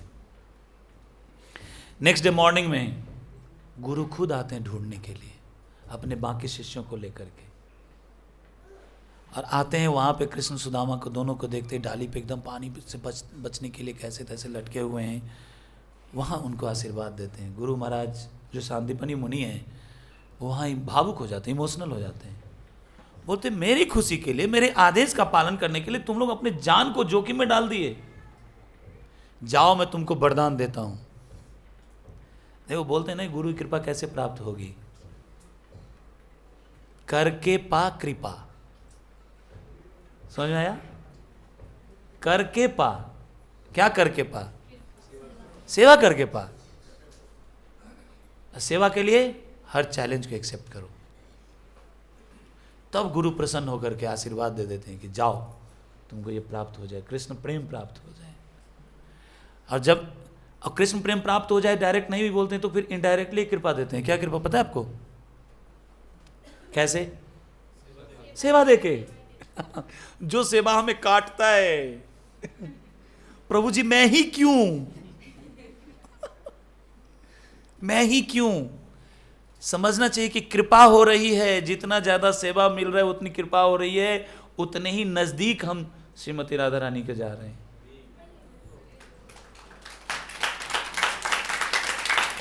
रिसेंटली एक ऑडियो में, वीडियो में सुना, उसमें वैष्णव महाराज बोल रहे हैं कि कृष्ण को प्रसन्न करने के लिए हम थोड़ी जी रहे हैं, हमें प्रसन्न करना है श्रीमती राधा रानी को, क्योंकि हमारी ठाकुरानी तो वही है। उसका मतलब राधे राधे शुरू हो जाएं। हरे कृष्णा करके ही राधा रानी को खुश करना है। पॉइंट इज, हम जो भी सेवा कर रहे हैं गुरु के माध्यम से श्रीमती राधा रानी तक जाता है, श्रीमती राधा रानी कृष्णा को देती हैं, तो हमारी ठाकुरानी श्रीमती राधा रानी है गौरी वैष्णव के लिए। तो जितनी सेवा मिल रही है उतनी ही कृपा, उतने ही नजदीक होने का मौका मिल रहा है हमें कृष्ण का। ये गुरुकुल में सिखा रहे हैं कृष्णा। इस प्रकार से वहाँ पे वरदान देते हैं कि आपको सारी विद्याएं प्राप्त हो जाए, तत्क्षण प्राप्त हो जाए, गुरु का आशीर्वाद प्राप्त होता है। गुरु के साथ फिर दोनों आश्रम में आते हैं, वहाँ से फिर विदाई लेते हैं। आश्रम में आते ही सांदीपनि मुनि बोलते हैं कि गुरु दक्षिणा के बारे में कृष्णा पूछते हैं कि गुरुदेव आपको क्या चाहिए। सांदीपनि मुनि के 2 पुत्र थे, दोनों पुत्र अकस्मात अकाल मृत्यु को प्राप्त हो गए थे। समुद्र स्नान करने के लिए जब गए थे, नदी स्नान करने के लिए, बोले पुत्र आपके बारे में हमें पता है। गुरु माँ बोलती हैं ये बात, सांदीपनि मुनि नहीं बोलते हैं। माता जी बोलती हैं कि देखो हमें पता है कि आप कितने क्या है, आपकी भगवत्ता का दर्शन मैं कर चुकी हूँ। आप यदि कुछ हमें देना चाहते हो तो गुरु दक्षिणा के रूप में मेरे दोनों पुत्र को लौटा दो। बोले ठीक है अभी चलते हैं, दाओ, सीधा चल दिए। दोनों आए, बोले कैसे हुआ था? तो ऐसे ऐसे उस नदी में गए थे, उसके बाद मेरा बेटा डूब गया था। समुद्र किनारे आते हैं भगवान रथ पे बैठ करके, दोनों भाई आकर के चुपचाप रथ में बैठ समुद्र किनारे बैठ जाते हैं, कुछ बोल नहीं रहे, चुपचाप बैठ गए। जैसे बैठे तो समुद्र से बाहर आए, बोले तो पापा जी आ गए, तो मामला खराब हो जाएगा, आगे आगे आने वाले भी समय में खराब करने वाले हैं। पहले आगे, हरे कृष्णा प्रभु जी, तुमने मेरे गुरुजी के 2 पुत्र को लेके गया अंदर, उसको वापस करो। बोले पापा मैंने नहीं लिया। और कौन लिया? तो अंदर में एक शंखाचूर, सॉरी क्या बोलते हैं, पंचजन्य नहीं, पंचजन राक्षस है, उसने उन दोनों बालक को ले लिया। बोले अच्छा। तो सोचिए वो राक्षस कितना खतरनाक था कि समुद्रदेव के कंट्रोल में भी नहीं था। कुछ ऐसे भी अपाटक होते हैं हमारे बीच में किसी के बस में नहीं होता है, वैसे फिर पापा जी को ही आना पड़ता है उसके लिए। बोला पंचजन राक्षस जो है वो पकड़ के लेके गया, उसके पीठ पे शंख निकला हुआ है, बहुत बदमाश है, वही लेके गया। बोले अच्छा। तो जैसे वो कृष्णा बोले इतना टाइम नहीं है मेरा, 10 बजने वाले, जल्दी कथा खत्म करो। घुसे पानी के अंदर, घुसे उस पंचजन राक्षस को ढूंढ के उसको बढ़िया से पिटाई किए। बोले बताओ मेरा दोनों गुरु जी का बालक कहाँ है? बोले हाँ मैं उसको तो निगल तो लिया था, लेकिन यमराज के पास है। बोले कितना लंबा प्रोसेस है भाई? ठीक है। तो वो राक्षस अपने शंख के अंदर उसको घुसा लिया था, दोनों बालक को। मृत्यु के बाद फिर यमराज के पास तुरंत उसके पीठ से वो शंख निकाले, जिसका नाम पड़ा पंचजन्य। कृष्ण के शंख का नाम क्या है? तो पंचजन राक्षस से पंचजन्य शंख का नाम पड़ा। पंचजन शंख लेकर के आए, सीधा रथ से दोनों भाई फिर बैठे। बोले चलिए अब कहाँ चल रहे हैं? यमराज के पास। वहाँ पहुँच के गेट पे पहुँच के बजाए वो शंख। जैसे वो शंख बजाए, देखिए वो शंख कितना विशेष है, शुभ है, कि बताते कि रौरव नामक नर्क के जो रूर नामक जानवर है, रौरव नर्क में क्या होता है, रूर नाम का जानवर है जो बड़े बड़े दांत वाले खा जाता है पापियों को, और वैष्णव अपराधी को रौरव नामक नर्क में ही रखा जाता है। हाँ ऐसा वर्णन है पद्म पुराण में। जो वैष्णव निंदक है या सुनने में मजा ले रहा है, वैष्णव अपराध करने में मजा ले रहा है, उसका स्थान कहाँ पे है? रिजर्व है, टिकट कहाँ का? रौरव नर्क में। उसमें होता क्या है, जानवर आता है नोकीला नोकीला दांत वाला, ऐसे मारता है एक बार में 5 किलो, और व्यक्ति मरता नहीं है, माई रे, बाप रे, दादा रे, सब बुलाओ, मरेगा नहीं, नोच नोच के खाएगा, इतना पीड़ा होती है। तो रूर जानवर जितने भी थे तो सारे जानवर मर गए उस शंख की आवाज से। जितने भी नर्क था, एक नर्क है नाम भूल रहा हूं, उसमें उसका जो पेड़ का पत्ता है वो भाले की तरह, तलवार की तरह नोकीला है, वो गिरता रहता है मनुष्य के ऊपर, उसको बार बार चुभाता रहता है, वो सारे पत्ते गिर गए। यहां तक कि नर्क में जितने भी लोग थे, जीवात्माएं थे, सब के सब इमीडिएटली मुक्त होकर के भगवान के धाम पहुंच गए उस शंख की आवाज से। यह है पंचजन्य शंख। भगवान का है वो, देखो भगवान स्पर्श करेंगे तो क्या नहीं हो जाएगा। तुरंत ये आवाज सुनते ही यमराज बाहर आए, बोले पापा आप यहां क्या करने के लिए आ गए? बोले तुमने मेरे गुरुजी के 2 बेटे को रख रखा है अंदर, तो क्या करना है? वापस करो, सिस्टम के अगेंस्ट काम होगा। मैं बोल रहा हूं ना, मैं ही तो सिस्टम बनाने वाला, तोड़ो, ये क्या हो? देखो जोश में आ गया, उठ के खड़ा हो गया। मजा आ रहा है ना सुनने में? हाँ, इसका मतलब मैं सही बोल रहा हूँ, किसी एक को तो मजा आ रहा है, अच्छा लग रहा है, नहीं लग रहा है कि नींद आ रही है? कुछ तो हो रहा है, भूख लग गई ना? अरे हुआ क्या है? भाव में तो नहीं आ रहे हैं। वहां से दोनों बालक को लेकर के आते हैं उज्जैन में, सांदीपनी मुनि के आश्रम में पहुंच करके दोनों बालक को देते हैं। सांदीपनी मुनि बहुत प्रसन्न होते हैं और फिर बोल आशीर्वाद लेकर के वापस घर आते हैं। इसी चीज को सुदामा के साथ मिलन का शॉर्ट में बता देते हैं। बताना है? हाँ, 9:30 हो गया, मुझे जाना है, मेरे दिमाग में मीटिंग आने लगा। मेरे दुकानदारी का टाइम शुरू हो गया ना। खुलने का टाइम फिक्स है, क्योंकि मोबाइल यूज़ नहीं करता हूँ उससे पहले। बंद होने का टाइम फिक्स नहीं है, वही 11-12 तक चलता है, रात तक। तो जब कृष्णा से मिलने के लिए सुदामा जी आते, सुदामा जी कृष्ण से मिलने के लिए नहीं आना चाहते थे। 2 कथाएं आती हैं। सुदामा हमेशा अपने बालकों को सुनाते रहते थे, अरे तुम जानते हो मेरा सखा कौन है, कृष्णा है। अरे जब 7 साल का था तो गोवर्धन उठा दिया था, अरे 6 दिन का तो पूतना को मार दिया था, तुम पता है। अरे 6 दिन के क्या, 3 महीने का जब हुआ तो उंगली टच करके सक्टासुर को मार दिया। 2-3 साल का ही हुआ था, महज उठा करके अघासुर, बकासुर, तृणावत सबको उठा के पटक के सबको कहानी सुनाते थे। कब सुनाते थे? सुदामा ब्राह्मण का नियम था कि मैं भिक्षाटन नहीं करूंगा, अकिंचन। अपने आप कुछ आ गया तो ठीक है, नहीं तो जयराम जी की। मम्मी पापा तो मान जाएंगे, बच्चा कैसे समझेगा इस बात, उसको तो भूख लगती है। तो माँ क्या करती थी, खाली मटका में पानी भर करके चूल्हे पे चढ़ा देती थी। बच्चा बोलता था मैया भूख लगी है, तो मैया बोलती थी थोड़ा पानी पी लो। बोले नहीं, पानी तो पिछले 10 दिन से पी रहा हूँ या 4 दिन से पी रहा हूँ। कभी कुछ आ गया तो बन गया। अब जहाँ गरीब लोग रहते हैं तो उसके आसपास का पड़ोसी भी उतना ही गरीब लोग होते हैं, नहीं? तो वो गरीब लोग भी कभी कुछ ऐसे दे दिया, 1 मुट्ठी चावल, तो उसी को पका के बच्चे को खिला दिया, खुद तो खाते ही नहीं थे। पानी पी के ही गोविंदाय नमो नमः। जब 3 दिन 4 दिन हो जाता था, कपड़ा बांध के, बच्चे पेट में दर्द हो रहा है भूख से, जैसे अभी बहुतों का हो रहा होगा। हो रहा है? नहीं हो रहा है? अरे सब इंद्रिय जीते क्या, जबरदस्त। तो बच्चे को बोलती थी कि वो देखो उसमें तांडुल पक रहा है, मटके को चढ़ा देती थी पानी डाल के, पानी खौल रहा है, भाप नहीं। बच्चे उसको तांडुल मटके को देखते थे, अब पकेगा, अब पकेगा, अब पकेगा, आशा में। कैसी दयनीय स्थिति थी। तो इतने में सुदामा जी फिर सोचते थे, भजन करने के बाद बोलते थे, अरे सुनो सुनो सुनो, तुम जितने में तांडुल बनता है उतने में आपको कथा सुनाता हूँ। फिर वो कृष्ण की कथा सुनाते थे।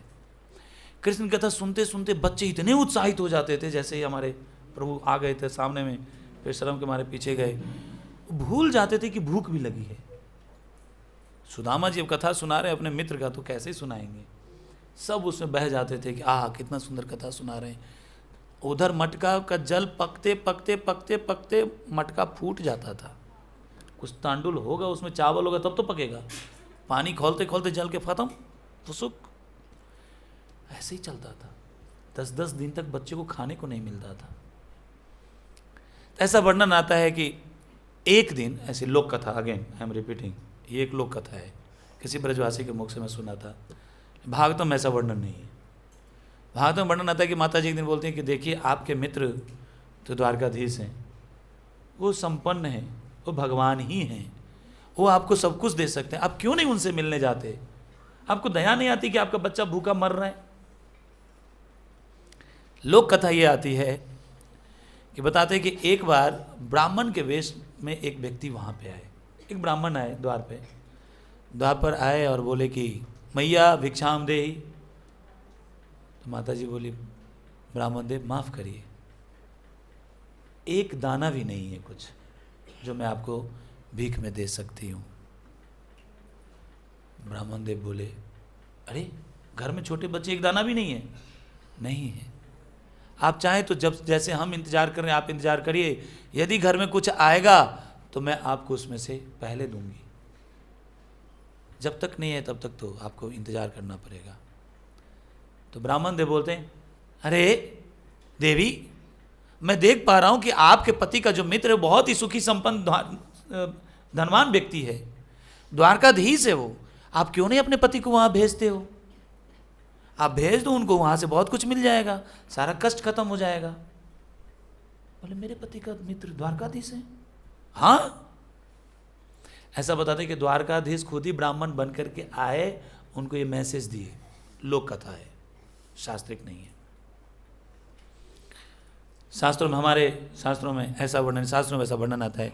माता जी एक दिन बोलते हैं सुदामा जी को कि आप बताते हैं कि आपके मित्र बहुत धनवान हैं, बहुत सुखी हैं, क्यों नहीं आप जाते हैं उनसे सहायता मांगने के लिए, ताकि बच्चों के लिए कुछ हो सके, कुछ व्यवस्था हो जाए।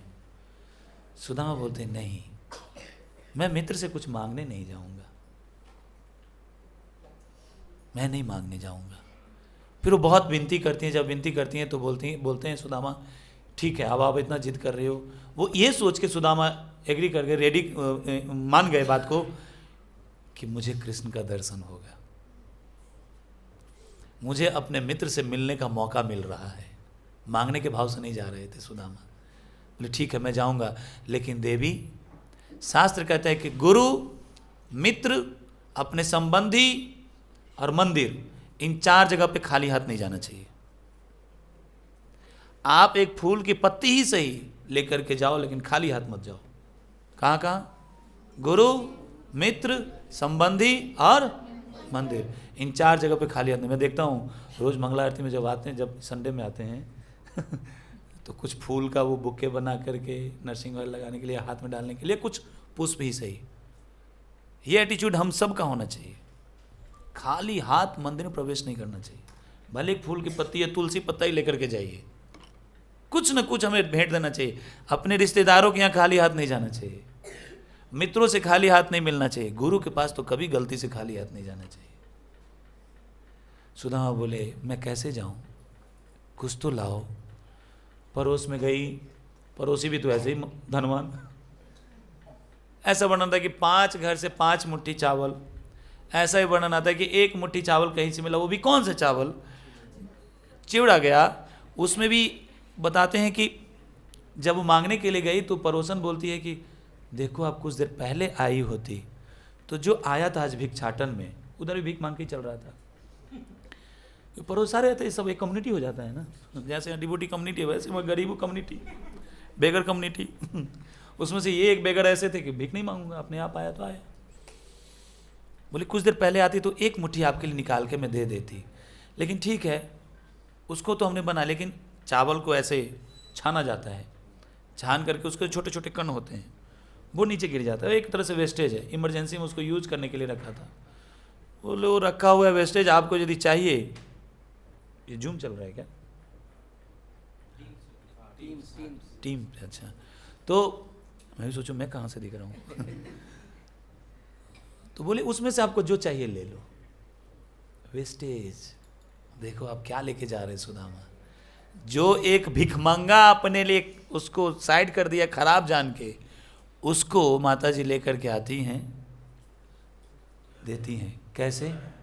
बढ़िया रुमाल, अरे पहना हुआ है 17 जगह से पूरा, ऐसे ही सारी जगह वेंटिलेशन, धोती में, ऊपर तो कुछ है ही नहीं। शरीर कैसा सुदामा का? सुटको, हड्डी के ऊपर बस स्किन लगा हुआ है। हड्डियां ऐसे ऊपर से गिन सकते कितने जॉइंट है कहाँ हैं, बिना एक्सरे का एक्सरे मशीन का एक्सरे हो जाएगा, ऐसी स्थिति। गरीब ब्राह्मण उसी कपड़े को कैसे तैसे गूंथ गाथ के एक पोटली में बांध करके दे दी, जाइए। सुदामा जी वहाँ से आते हैं, होते होते कई जगह वर्णन आता है कि कई द्वारों पे जाकर के पूछते हैं, चौकीदार सब जाने नहीं देता है, रोक देता है। सब मनगढ़ंत बातें हैं, ये सीरियल की बातें हैं।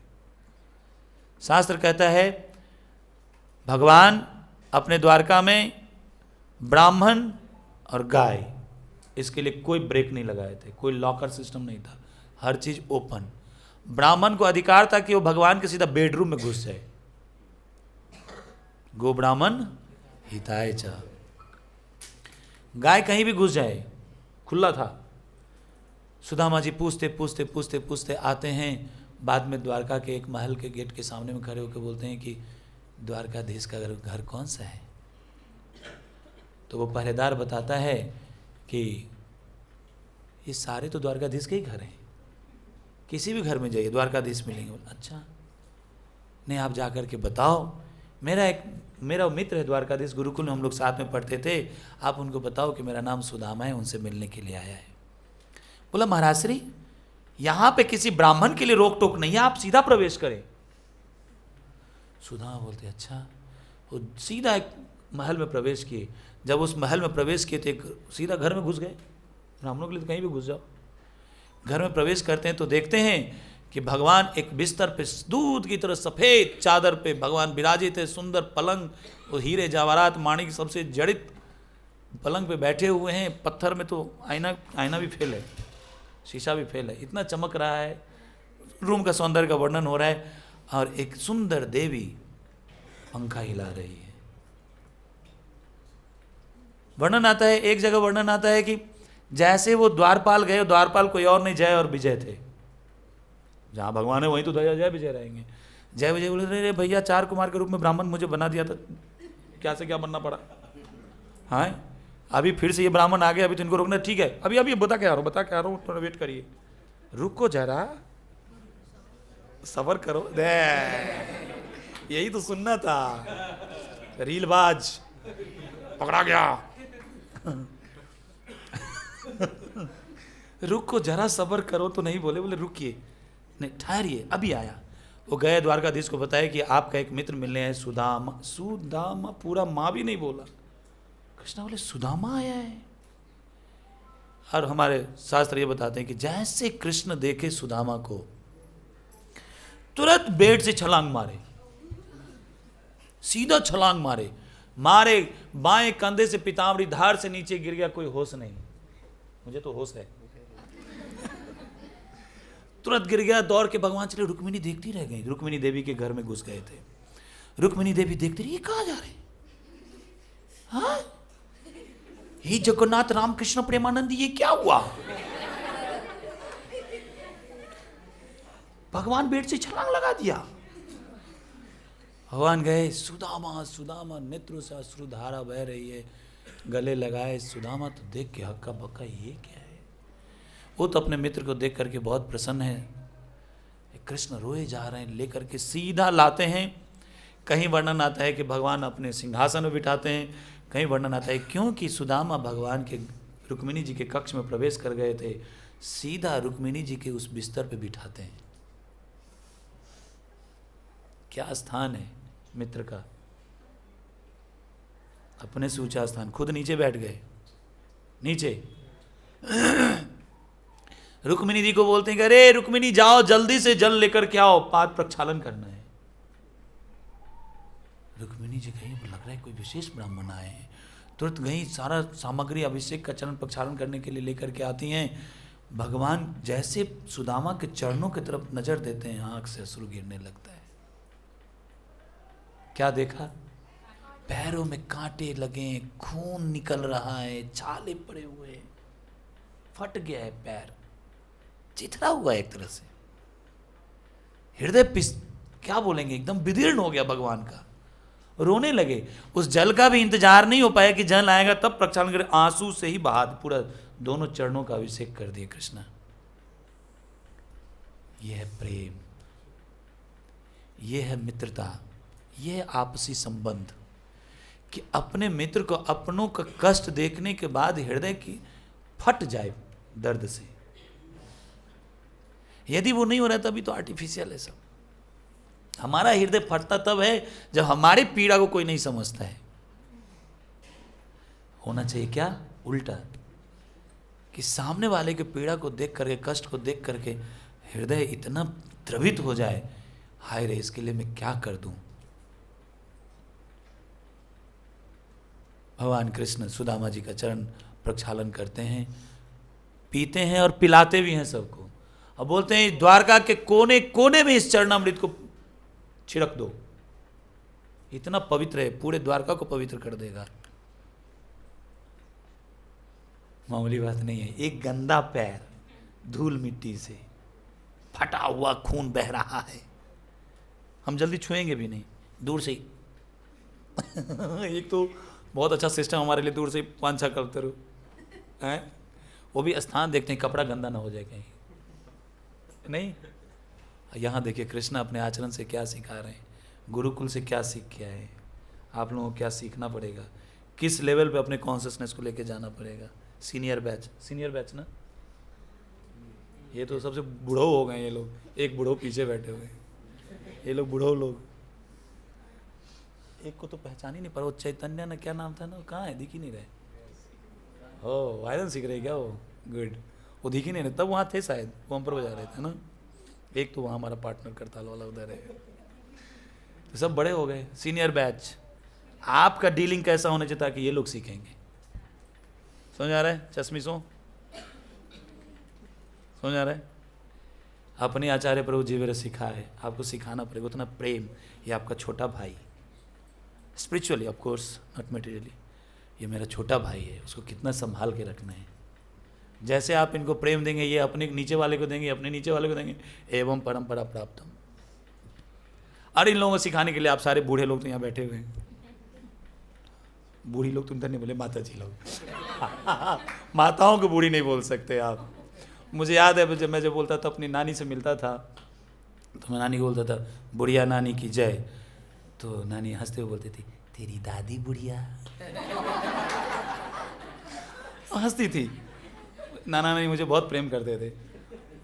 तो फिर मैं जब घर आता तो दादी को बोलता, दादी, हमारे मैथिली में बोलते हैं दाई, दाई मैथिली में। तो मैं बोलता था दादी को, दादी नानी क्या बोलती थी जानती हैं आप? क्या बोलती थी? बोलती तुम्हारी दादी बुढ़िया।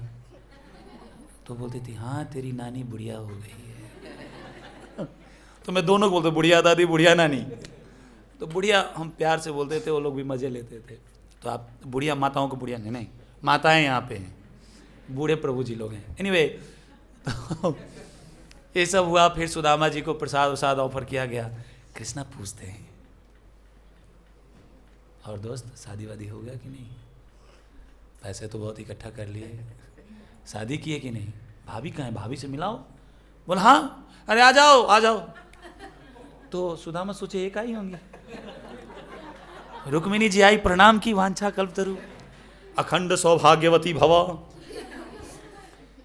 फिर सारे एक के बाद 2, 4, 16, 50, तो करीबन 50 तक तो ऐसे रहा, अखंड सौभाग्यवती भव, अखंड सौभाग्यवती भव, अखंड सौभाग्यवती। 700-800 करीबन हो गया। कृष्णा को बोल रहे हैं कितने हैं? और फिर जो बगल में मसलंग था उस पे ऐसे हाथ रखे, अखंड सौभाग्यवती भव, अखंड सौभाग्यवती भव। आवाज भी नहीं निकल रहा है। 1000 हो गया। अब ये भी नहीं उठ रहा, अब ये भी थक गया। और कितना है? बोले ज्यादा नहीं, 16,100। क्या इतनी शादी कैसे कर लिया तुम? अब थोड़ा सखा भाव आ गया है, इसलिए ऐसी बातें हो रही है। 16,108। हाँ क्या करे वो, हो गया तो हो गया। बोले अभी कितना? अभी 600 और बाकी हैं अभी। 6,000, 1,000 अभी 16,000 है ना, अभी इतने बाकी है। बोले ऐसा करो, मैं तुमको ही प्रणाम कर देता हूँ। अभी तो 800-900, अभी 16,000 में से मात्र 800-900 हुआ है, हालत खराब हो जाएगा। तो वहाँ पे कृष्णा बोलते हैं कि ठीक है, सब एक साथ एक ही बार प्रणाम कर लो। ये देख लिए सबको? बोले हाँ मैं देख लिया सबको। फिर जबरदस्ती हाथ, अखंड सौभाग्यवती भव। इस तरह से मधुर लीलाएं वहाँ पे होती है। बहुत सारे और डिटेल है, उसमें हम नहीं जाएंगे। फिर 2 दिन हो गया, 4 दिन हो गया। सुदामा जी चाह रहे जाना, लेकिन कृष्ण के प्रेम जो है वो सुदामा जी को बोलने नहीं दे रहा है कि मुझे अब छुट्टी दे दो। मैं जब भी ये पास्ट टाइम याद करता हूँ तो मुझे सीधा रामलीला याद आती है। जनकपुर में ऐसे होते होते 1 महीना हो गया, विदाई ही नहीं हो रही है। जैसे दशरथ महाराज बोलते कि अच्छा ठीक है अब हमें आगे, क्या आप चले जाएंगे? वो इतना प्रेम से रोने लगते थे, व्यवहार करते थे, नहीं ठीक हमें हैं, हमें। तो वैसे सुदामा जी की स्थिति हो गई। 3-4 दिन हो गया। इसी बीच में जब प्रसाद वसाद पा के जब बेड पे बैठे हुए थे तो पोटली को दबा के रखे थे। कहाँ दबाए थे? बगल में। बहुत ही पवित्र स्थान होता है ये। दूसरे का छोड़ो, अपना भी बहुत पवित्र होता है। कृष्णा बोले अच्छा एक चीज बताओ, तुम आए हो खाली हाथ तो आए नहीं होगे, भाभी तो कुछ भेजी होगी। तुम्हारे कितने बच्चे हैं? बोले 2 बच्चे हैं। भाभी तो कुछ तो भेजी होंगी। अभी शर्मा गए। भाई इस ऐश्वर्य में, सरे हुए कपड़े में, वो भी बगल में दबा के छुपा के रखा हूँ, पता नहीं क्या क्या उसे मिल रहा है। सच्चाई है, पसीना तो जा ही रहा है। बोले कैसे इसको दे दूं? कृष्ण बोले नहीं। अब कृष्ण तो चौड़ा अगर गण्यम, चोरों के सबसे सरदार तो वही है, उनको कैसे नहीं पता है कहाँ पे कौन सा माल छुपा हुआ है। गोपियां तो कितना 7 दरवाजे के अंदर मक्खन बंद करके आती तो वो भी मक्खन गायब हो जाता था, और नहीं गायब होता तो दरवाजा गंदा हो जाता था। समझ नहीं होता था, जिस घर में मक्खन नहीं मिला उस घर के दरवाजे पे करके आ जाते थे। कितना बदमाश, मानना पड़ेगा। आप लोग ऐसे मत करना है? नहीं तो पिट्टी होगी, पिट्टी। आप लोग नींद में बेड पे करते होंगे। सब बच्चे सब ये लोग। तो सुदामा जैसे थोड़ा सा अनकंफर्टेबल होने लगे, कृष्णा समझ गए बगल में रखा है माल, झट से छीनते ही जैसे छीने उसको पकड़ने की देर थी वो भुस फैल गया। सरा हुआ कपड़ा था पुराना, फैला, फिर भी जो भी बचा उसको भगवान इधर उधर देखे बिना आंख से आंसू बहाते हुए, भाभी मेरे लिए प्रेम से चिड़वा भेजी है, और खाने लगे। जितने भी रानियां थी सब ऐसे देख रही हैं। हरि सौरी जी और विश्वनाथ चक्रवर्ती ठाकुर अलग अलग भाव प्रकट करते हैं इस लीला को लेकर के। विश्वनाथ चक्रवर्ती ठाकुर बताते हैं कि रुक्मिणी जी ऐसा सोच रही हैं कि ये चावल खाएंगे तो हमारे जो पतिदेव हैं उनका पेट इतना कोमल है कि पेट खराब हो जाएगा। विश्वनाथ चक्रवर्ती ठाकुर इसको अपना भाव प्रकट करते हैं टीका में। कृष्णा एक खा लिए, खाते हुए क्या सोच रहे हैं कि सुदामा तो छोड़ो, उसकी पत्नी कि भाभी अपनी पूरी शक्ति लगा करके, जो उसके पास नहीं था उसके बावजूद ही बाहर से ही सही जो संभव हो सका तो पूरी शक्ति लगा करके मेरे लिए ये भेजिए। अब मैं अपनी पूरी शक्ति लगा के दूं क्या इसको, क्या ही दे सकता हूं। ये तुम इसके लिए तो कुछ बराबर नहीं बैठ रहे हो, लेवल पे नहीं आ रहे। चलो एक खा रहे, बोल रहे इस पूरे विश्व का जितनी संपत्ति है सारा सुदामा के नाम। दूसरा उठाए भाव में फिर खा रहे हैं, बोले ये कम पड़ गया, देवराज इंद्र का जो वैभव है ये भी सुदामा के लिए। तीसरा जब खाने लगे तो रुक्मिणी जी तुरंत हाथ पकड़ ली। वहां पे भाव प्रकट करते हैं हरिशौरी जी, कहते हैं कि रुक्मिणी जी ये सोच रही हैं कि अब ये इतने भाव में आ गए हैं कहीं मुझे ही नहीं यहां से हटा दे। और वास्तव में कृष्णा जब तीसरे बार खाने लगे तो ये सोचे कि अब लक्ष्मी ही दे देता हूं इसको, मुझे क्या चाहिए। रुक्मिणी जी सोची भाई मेरी सेवा छूट जाएगी, यहां की सेवा छूट जाएगी, प्रभु की सेवा छूट जाएगी, फटाक से पकड़ ली। आचार्यों की कमेंट्री बहुत ही मधुर होता है। तुरंत पकड़ लिए, बोले नहीं प्रभु अब आप मत खाइए। अब बहाना क्या दे रही हैं, हमारे लिए भी तो कुछ छोड़ दीजिए, सारा खुद ही खाएंगे। और वास्तव में सब खाती हैं। इस प्रकार से भगवान चिड़वा खा करके गुप्त रूप से सुदामा को समस्त ऐश्वर्यशाली बना देते हैं, सुदामा को पता भी नहीं। जब वहां से सुदामा चलते तो एज इट इज जैसे आए थे वैसे ही, कोई ज्वेलरी फ्वेलरी गहना कुछ नहीं, जैसे फटी हालत में तो ऐसे फटी हालत में जा रहे। कोई सोच सकता है कि भाई देखो कृष्ण कैसा है, दोस्त ऐसा फटीचर बन के आया था, एटलीस्ट एक धोती तो दे देता। कुछ नहीं दी, ऐसे विदा कर रहे हैं, क्योंकि सुदामा कुछ मांगना भी नहीं चाह रहे थे। जब बाहर निकले लोग वहां पे बोलते हैं कि ये देखो ब्राह्मण की ब्राह्मणत्व। आज तक इस दरबार में जितने भी ब्राह्मण आया तो कंगाल बनकर के निकला तो धनवान, लेकिन ये ऐसा ब्राह्मण है जैसा आया था वैसे ही जा रहा है, कुछ भी द्वारका से ले या नहीं। इससे पता चलता है कितना महान भक्त है द्वारकाधीश का। सुदामा सोचते हैं कि विदाई के रूप में एक तो लोकाचार होता है कि विदाई के रूप में कुछ कपड़ा दे देते हैं, धोती कुर्ता सही दे देते हैं, लेकिन कृष्णा मुझे ये नहीं दिए, क्यों? मेरा गुणगान कराना चाह रहे थे। हाय रे कृष्ण कितने दयालु हैं। अब कृष्ण के गुणों को ध्यान करते हुए सुदामा जाते जाते अपने घर पहुंचते हैं। इसमें आचार्य लोग भाव ये प्रकट करते हैं कि कृष्णा सुदामा को इस रूप में एज इट इज इसलिए भेजे ताकि उनकी पत्नी उनको पहचान सके। हाँ, क्योंकि रूप बदल जाए तो कैसे पहचानते, क्योंकि पत्नी का रूप तो बदल ही गया था। जैसे वहां पहुंचे सारा झुग्गी झोपड़ी गायब, कोई स्लम एरिया कुछ नहीं, अब तो दूसरा द्वारका का कॉपी पेस्ट। इतना ऐश्वर्य से, हीरे जवाहरात से तो बिल्डिंग, माणिकों से चमचमाता हुआ, कोई लाइट लैंप नहीं, ऐसे मणियों से चमक रहा है पूरा नगरी। जैसे पता चला श्रीमती जी बाहर आई एकदम दासियों के साथ सज धज के, बोली मैडम आप कौन? यहाँ तो मेरा घर हुआ करता था। मैडम मुस्कुरा रही हैं। दासियाँ हैं, दासियाँ जो हैं साथ में, बोले प्रभु जी यही मालकिन है, रानी यही है यहाँ। तुरंत कृष्ण सॉरी सुदामा समझ गए कि ये कृष्ण की लीला है। फिर अंदर जाते हैं उनके साथ में। जैसे इस भाव में आते हैं कि कृष्णा आपने मुझे ये क्यों दिया, अलग अलग जगह पे अलग अलग भाव आता है यहाँ पे। मुझे ये नहीं चाहिए था, अच्छा भला मैं खुशी जिंदगी आपके चिंतन में जी रहा था, आप ये धन देकर के मुझे डिस्ट्रैक्ट करने का प्रयास कर रहे हैं, अब मुझे आपका चिंतन नहीं हो पाएगा इस वजह से। तब वहाँ पे कृष्णा प्रकट होते हैं, ऐसा वर्णन आता है।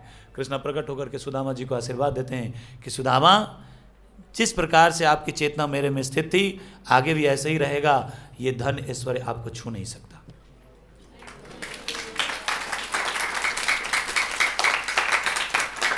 फिर सुदामा जी, ओए बस कर सुदामा जी फिर उसको स्वीकार करते हैं। स्वीकार क्या करते हैं? भगवान की सेवा में लगाते हैं। और इस प्रकार से ये लीला है भागवतम में कृष्ण सुदामा के बारे में, जो मैं संक्षेप में और थोड़ा सा मसाला डाल के बताने का प्रयास किया। आप सबका बहुत बहुत धन्यवाद। किसी को कोई जिज्ञासा हो तो पूछ सकते हैं, क्योंकि प्रभु जी यहीं पे हैं, धड़ाक से जवाब देंगे। अब कुछ करेक्शन है तो बताइए।